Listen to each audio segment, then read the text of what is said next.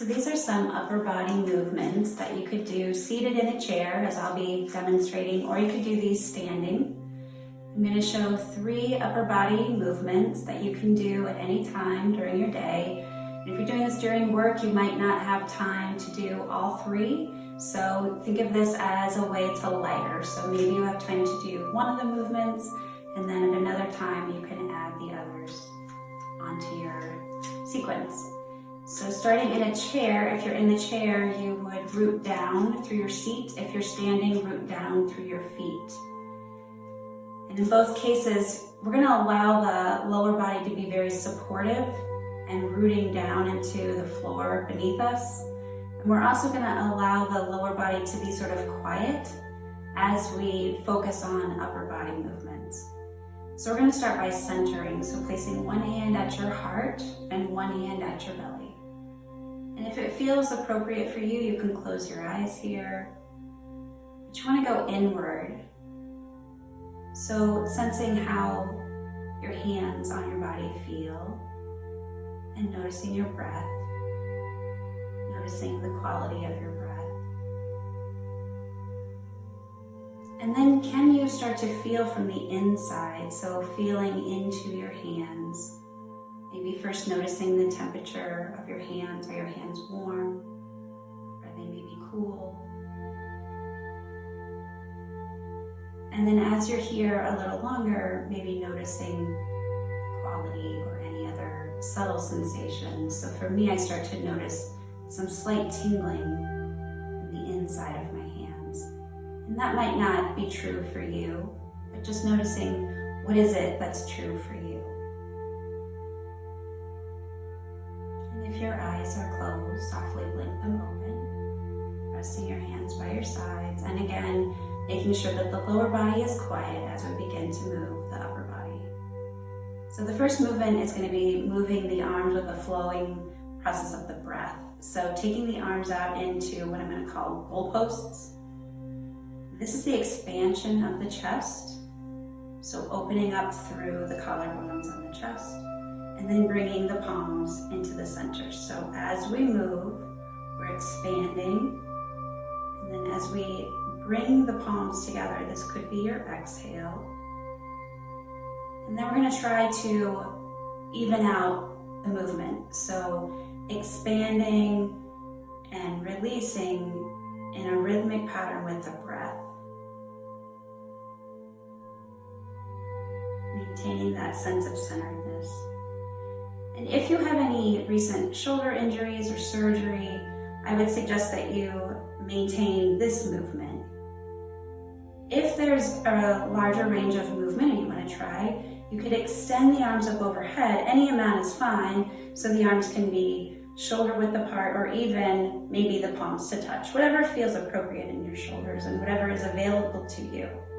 And then as you exhale, again, the arms come down and back to center. And you can vary this, so sometimes you might want to release the palms down and then bring them up towards the ceiling. Any amount, again, is fine. And then if the palms can touch, you can bring that down through center. And also try coming to the goalposts version and then lifting the arms up any amount, and then bringing them back down and back to center. Pause as the palms touch, because there's that sensation again of centering. So each fingertip touches its opposite. So can you even out your breath with each inhale and each exhale so that the breath is even?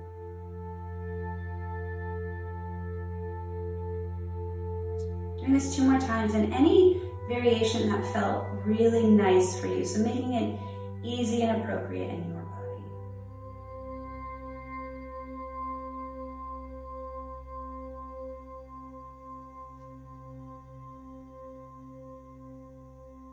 When you bring this final centering place together, rest your hands at your heart center, taking your gaze downward just for a moment. And if that's all you had time for, that would prepare you for whatever your next activity might be. So it could be that you're meeting with a new client. Maybe you're going into a meeting, maybe you have to give a presentation Whatever it is that's your next activity, if you just have time to do one thing, it might be just what you need to reset your brain and allow you to feel ready and prepared. And releasing your hands, the next movement that I'm going to show is a side stretch. So one hand will be placed either outside your leg if you're standing, or if you're in a chair, just maybe on the chair leg. You'll turn the palm to the opposite side and inhale. And again, this could be behind the head. If there's shoulder restriction, I recommend staying there. You could also extend the arm up overhead. And the idea here is to open up. There's these intercostal muscles around the rib cage, and so we're focusing here on opening them up. And you can even allow your hand to come to these muscles. And as you inhale, you might reach and get long, and even use your fingertips to feel these tiny muscles opening up. And then as you exhale, come back down, pause, and inhale, coming over again. And what you do with your head is really up to you, depending on how your head and neck might be feeling that day. Sometimes it feels good to look down, and sometimes it might feel nice to look up. So try both.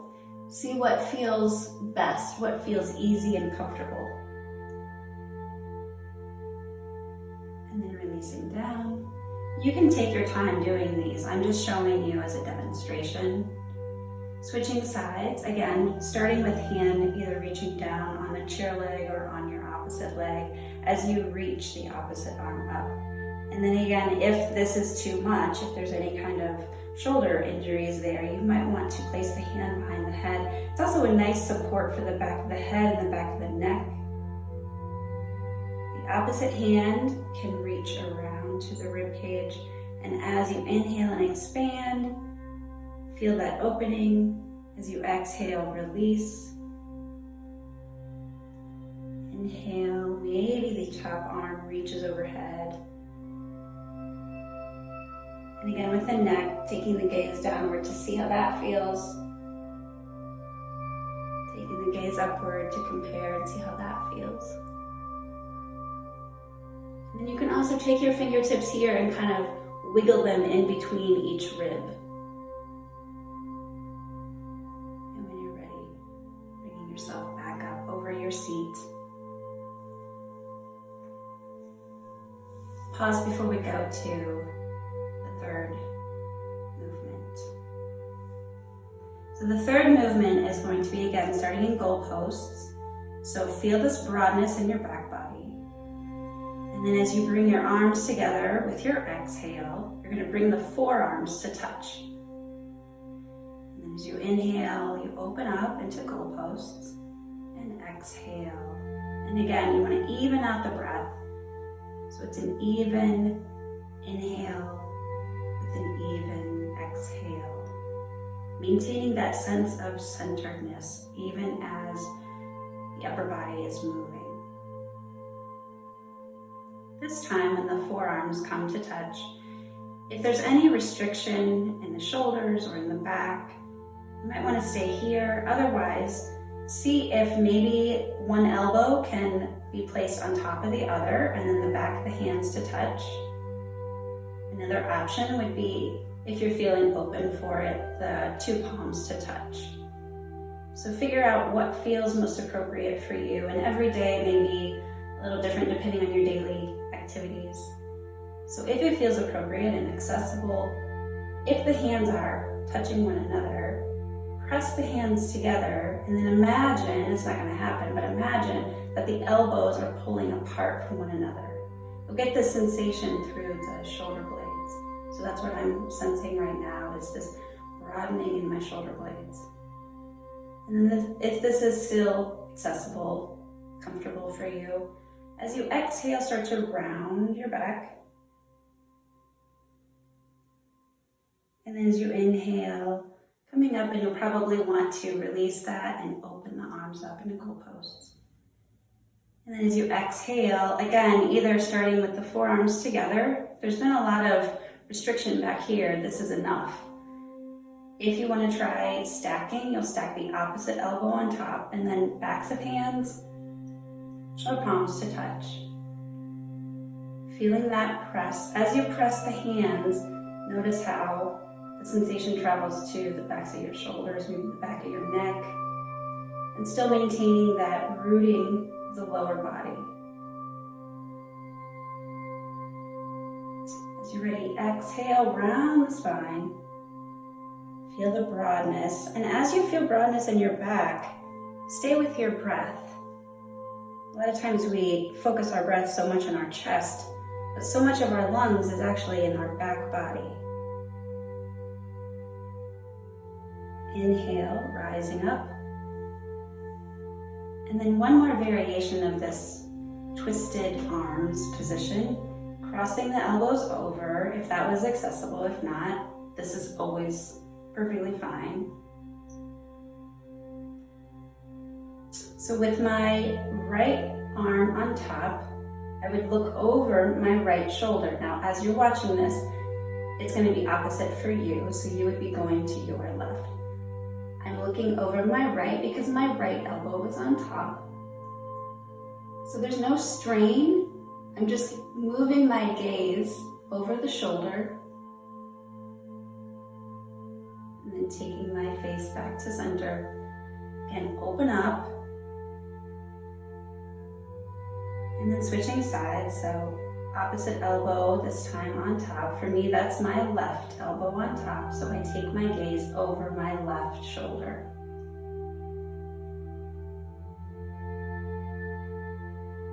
And what do you notice on your second side? Coming back to center. Release. At this point, you might want to do some big shoulder rolls because that was a lot. If you did all of that, you'll have a lot of sensation all through your arms and your shoulders and maybe your neck and the back of your head. A lot of what we did was very supportive to the back of the neck. So a lot of times as we are working and we tend to get tense, the shoulders creep up and sometimes the head, chin juts forward, and so we create a lot of restriction here. So by doing things that lengthen, you can even place your hands behind your head and exaggerate this, but allow your head to just sort of fall into the thumbs and the first finger. That stability is really helpful, beneficial, and therapeutic for the vagus nerve, which is sending all these messages from the central nervous system, the stomach, everything is digesting everything that's coming in and then sending messages back up to the brain. So we're actually creating some restriction for that ideal functioning as we're creeping ourselves into this stressful position. So by allowing ourselves to open up, it creates just an easier pathway, blood flow, communication. So again, shoulder rolls, just to get all of that new information and new mind-body connection released a little bit. And then I hope that helps you and brings you a sense of centeredness so that you're